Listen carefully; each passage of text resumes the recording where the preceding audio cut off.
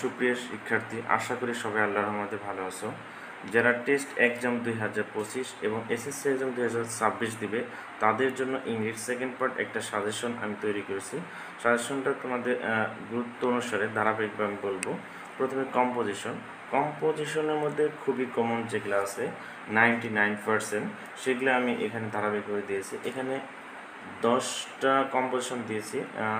এই 10টা কম্পোজিশন খুবই কমন 99%। আশা করি এই 10টা কম্পোজিশনের ভিতরে তোমাদের কমন হবে ইনশাল্লাহ।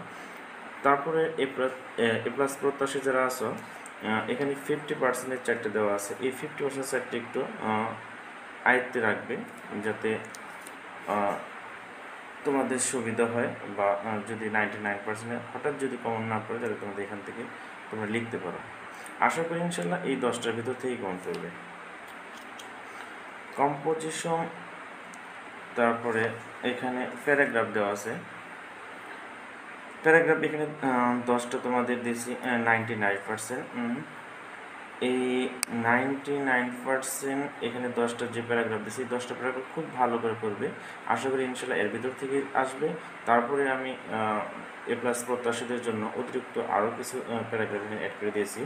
এখানে 80% এবং 50% দুইটা অতিরিক্ত দিয়েছি। তোমরা এই দুইটাকে আয়ত্তে রাখার চেষ্টা করবে ইনশাল্লাহ যারা এ প্লাস প্রত্যাশী আছে। তারপরে রাইটিং ইমেইল অথবা লেটার অথবা অ্যাপ্লিকেশন। এখানে তিনটার যে কোনো একটা আসবে, হয় ইমেইল, হয় লেটার অথবা অ্যাপ্লিকেশন। এখানে যদি ইমেল আসে, এখানে ইমেল আমি 5টা দিয়েছি, যদি ইমেল সম্পর্কে আসে আশা করি ইনশাল্লাহ এখান থেকে আসবে। আর এই 5 দিয়ে আমি এখানে পার্সেন্টেজ উল্লেখ করে দিয়েছি। লেটারের ভিতরে যদি আসে আশা করি ইনশাল্লাহ এর ভিতর থেকে আসবে, এটার ভিতরে পার্সেন্টেজ দিয়ে দিচ্ছি। আর অ্যাপ্লিকেশনের ভিতরে যদি আসে আশা করি ইনশাল্লাহ এর ভিতর থেকে আসবে, এখানে আমি পার্সেন্টেজ দেখিয়ে দিয়েছি।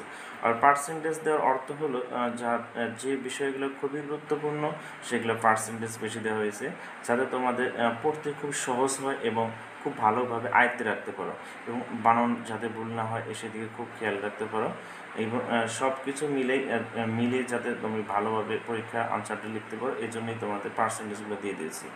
আশা করি যেভাবে দিয়েছি এইভাবে শেখার চেষ্টা করবে ইনশাল্লাহ। ধন্যবাদ সবাইকে ভিডিওটি দেখার জন্য।